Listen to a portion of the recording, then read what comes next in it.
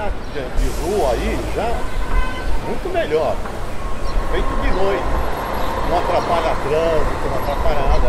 Atrapalha o trânsito, não é uma rua de movimento. Teatro é para ser aprender. Você vai no teatro porque você quer aprender. Você quer ver. Você vai ao teatro falar para aprender coisa errada. Coisa boa. Entende? O senhor acha que esse tipo de coisa que eles fazem não leva a reflexão de alguma coisa? Você acha?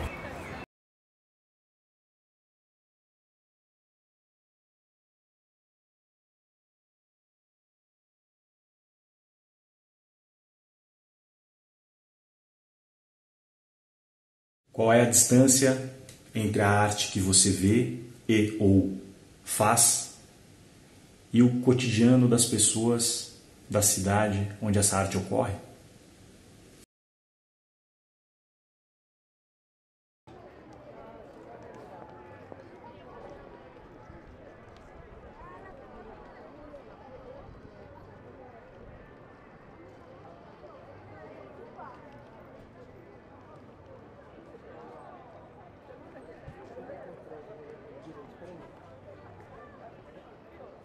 Antes da gente pensar as distâncias entre arte e cotidiano urbano, vamos refletir um pouco sobre o que é o cotidiano.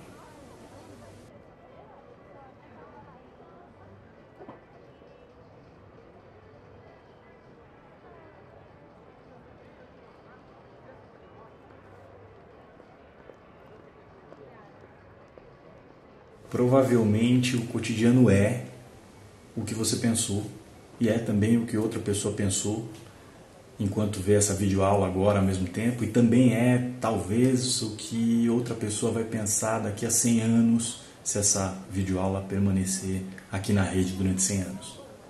Isso porque, dentre as muitas características que constituem o cotidiano, justamente duas delas são heterogeneidade e permanência. A vida cotidiana é heterogênea porque múltiplas coisas são feitas nessa esfera da vida. Muitas delas são feitas ao mesmo tempo e muitas delas a gente nem percebe que fez porque já foi naturalizada. A vida cotidiana também é permanente porque sempre na história houve o cotidiano. Há sempre a vida cotidiana e sempre haverá a vida cotidiana. A permanência também tem a ver com a maior parte do tempo das vidas das pessoas acontecem nessa esfera da vida, ou seja, a maior parte do tempo estamos operando na cotidianidade. Essas reflexões foram feitas profundamente pela filósofa Agnes Heller, especialmente no seu trabalho Cotidiano e a História e Sociologia da Vida Cotidiana. Justamente por conta da presença massiva do cotidiano e da importância do cotidiano para a história, Heller se debruçou sobre quais aspectos formavam a vida cotidiana e chegou a um quadro complexo. Ela diz que, para reproduzir a sociedade, é necessário que o ser humano particular se reproduza a si mesmo como ser particular. A vida cotidiana é o conjunto de atividades que caracterizam a reprodução de seres humanos particulares, os quais, por sua vez, criam a possibilidade de reprodução social. Nenhuma sociedade pode existir sem que o ser humano particular se reproduza, assim como nada pode existir sem simplesmente reproduzir-se. Consequentemente, em toda sociedade há uma vida cotidiana e toda pessoa, seja qual for o seu lugar na divisão social do trabalho, tem uma vida cotidiana.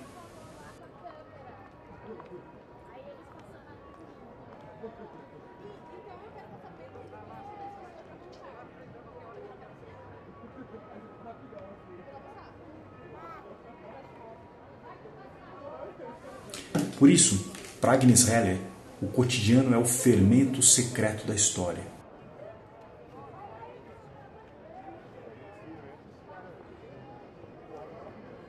Eu recomendo os estudos de Heller para pensar sobre o que o cotidiano é e assim poder observar com mais complexidade as distâncias entre o cotidiano e a arte. Para pensar as distâncias entre o cotidiano, urbano e a arte, eu recomendo o estudo de pensadores que observam a materialidade da urbanidade, dentre eles o geógrafo Milton Santos.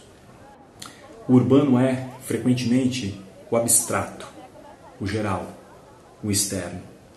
A cidade é o particular, o concreto, o interno. A história de uma dada cidade se produz através do urbano que ela incorpora ou deixa de incorporar. O Milton Santos vai fazer uma leitura da formação das cidades a partir da divisão social do trabalho, que também é um tema central na filosofia hegeleriana.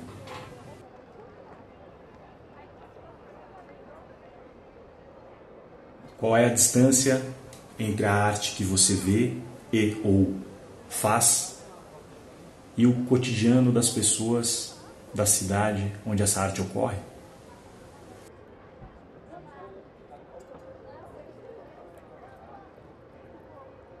Eu coordeno uma pesquisa teatral que se chama Uso Teatro Urbano e que tem como objetivo diminuir as distâncias entre o fazer teatral e a vida cotidiana da cidade de São Paulo. A pesquisa acontece desde 2004 nas ruas da cidade de São Paulo e centenas de pessoas, artistas profissionais, artistas não profissionais, trabalhadores do centro da cidade, participaram de vários experimentos na tentativa de diminuir essas distâncias e assim foram criados procedimentos relacionais do uso. Procedimentos relacionais que têm justamente como objetivo conseguir construir uma cena junto com a cidade. E são 10 desses procedimentos que eu vou compartilhar aqui nessa videoaula. Procedimento 1, área de atuação. A área de atuação é um território determinado pelo uso de conhecimento do coletivo que está realizando a ação. Mesmo que sejam áreas diferentes para cada pessoa, ela é determinada. A área só é aleatória quando há essa indicação. Não há deriva geográfica. A busca de fluxo se dá em áreas muito bem delimitadas. Então, o primeiro procedimento é encontrar um pedaço da cidade. Fazer um recorte fictício em um determinado ponto da cidade, delimitar ali como a área de atuação. Procedimento 2, habitação. Para fazer uso, é preciso habitar a área de atuação. Isso significa que você vai ter que encontrar e definir tempos. O que seria essa habitação nesse território escolhido? Quantos dias por semana? Quantas horas? Como habitar? Procedimento relacional 3. Atuante.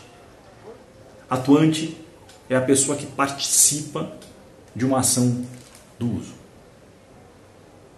Então, por que esse termo atuante?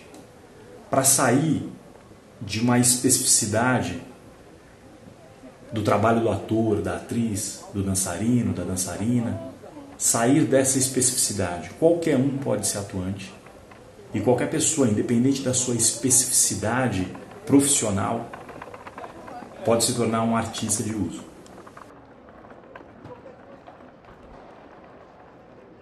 Procedimento 4, anonimato. Atuantes do uso agem na área de atuação como se não se conhecessem. São como a população de uma área urbana, que se cruza sem perceber. Não tem julgamento aqui. Não é ruim ou negativo não se conhecer. Também não é bom ou positivo. Esse procedimento é fundamental para que não haja imediatamente um corpo coletivo. Então, por exemplo, 5, 6 pessoas vão fazer essa ação na cidade de aproximação. Se essas 5 e 6 pessoas já estão fechadas entre si, já tem um aquecimento, já tem se constitui como um coletivo, já há um bloqueio na relação, no fluxo de relação com a cidade. Então o trabalho é individual, para que não seja um coletivo de artistas, ou um coletivo de pessoas, de experimentadores, de estudantes participando, e sim individualmente você em relação à cidade. Então para isso acontecer, é preciso treinar eu não conhecer o outro, eu não ter a cumplicidade explícita na relação com o outro que também está fazendo um dos procedimentos. Então, quando a gente se encontra dentro de um bar, por exemplo, numa área de atuação, eu e um outro atuante, a gente finge que não se conhece. A gente treina esse fingimento. Até o corpo não está mais amparado nesse coletivo. Procedimento 5, infiltração. O atuante de uso se infiltra no cotidiano da área de atuação e é infiltrado pelo cotidiano da área de atuação. Para isso, é preciso entrar no fluxo do cotidiano. O objetivo central dos procedimentos de uso é justamente essa infiltração. Como é que eu consigo me deixar levar pela vida cotidiana local, sem criar ruídos no primeiro momento? Como eu consigo me infiltrar ali justamente para ser infiltrado pelo que ocorre naquele cotidiano?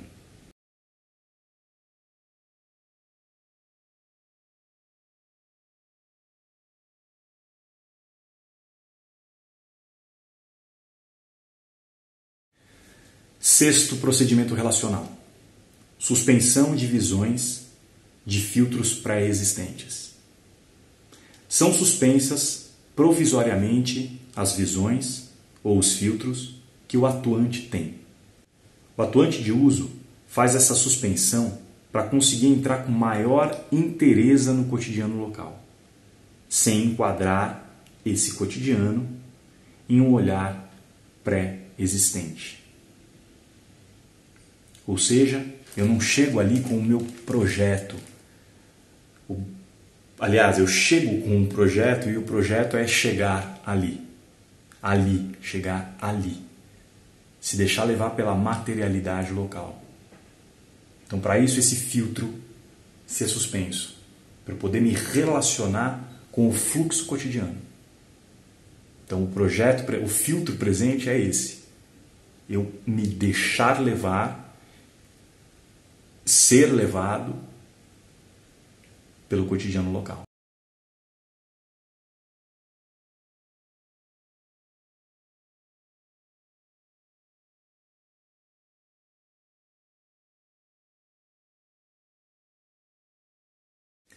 Sétimo procedimento relacional, enunciado.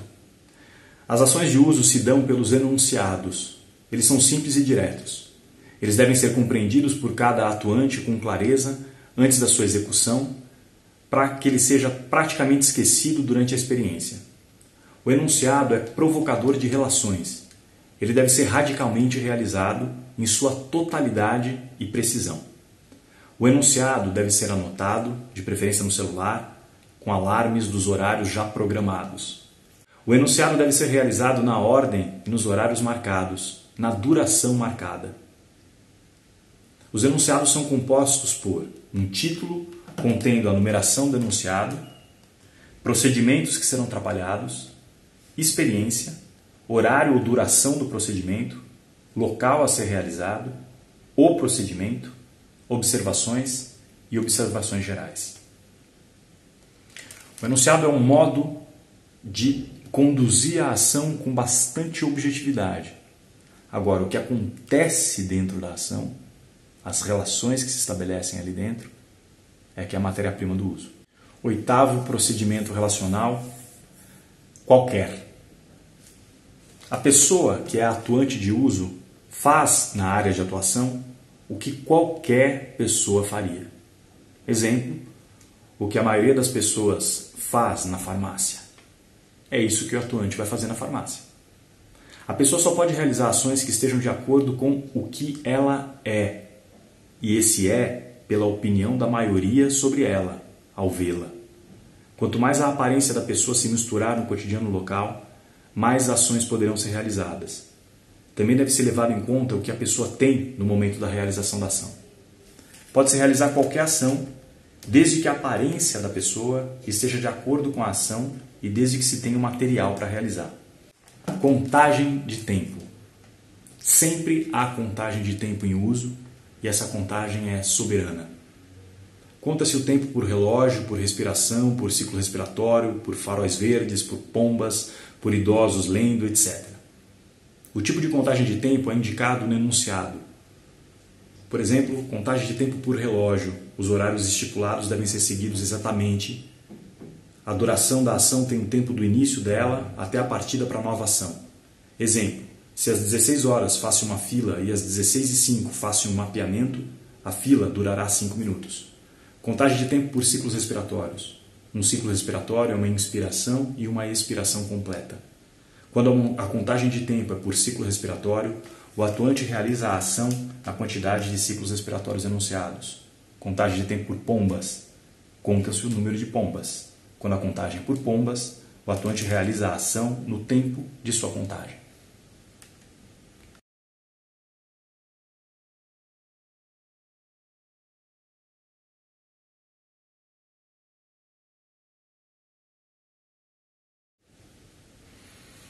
Décimo procedimento relacional, ação-metamorfose. É a ação mapeada pelo atuante de uso que se torna uma ação dele. A ação-metamorfose deve ser realizada na integridade da ação original. São 2 etapas para a construção de uma ação-metamorfose. Primeira etapa, mapeamento. É o mapeamento de ações que os habitantes ou transeuntes realizam, ou de objetos e arquiteturas, com um filtro utilitário, ou seja, como esses objetos e arquiteturas são utilizados. A segunda etapa é apropriação. O atuante torna a ação dele. As 2 etapas incluem o pensamento que sustenta a ação. O pensamento no mapeamento é o que a pessoa está pensando enquanto realiza essa ação. Pensamentos que nascem da ação. Pensamentos que sustentam a ação. Na etapa de apropriação, o pensamento é o que eu estou pensando enquanto realizo essa ação. Pensamentos que nascem da ação e pensamentos que sustentam a ação. A ação-metamorfose é central no uso, porque é o jeito primeiro da infiltração. Então, se eu chego num lugar e tem um bar, eu verifico, mapeio que tem pessoas que tomam café nesse bar. Eu vou olhar e vou pensar o que será que as pessoas pensam enquanto tomam esse café. Depois de mapear, eu posso tornar essa ação minha. Ou seja, eu passo a tomar café naquele bar. E vou sustentar essa ação tomando café. A ação metamorfose é eu conseguir suspender todos os filtros e realizar a ação naquele lugar. E a partir dessa tomada de café, das relações que vão se estabelecer com o garçom, com o balconista, com a caixa, com o cliente, enquanto eu estou realmente tomando o café, essas ações é que vão dar os desdobramentos, essas relações vão dar os desdobramentos das próximas ações e dos próximos procedimentos. Esses são os 10 primeiros procedimentos relacionais do uso. Com esses elementos, eu acredito que seja possível refletir sobre as distâncias entre a arte e o cotidiano urbano, e essas distâncias partem e passam pelos modos de criação das ações artísticas. Como a gente elabora modos de criação que nos coloquem em fluxo com a cidade e a partir desse fluxo se construam cenas, pinturas, danças, livros, cidade.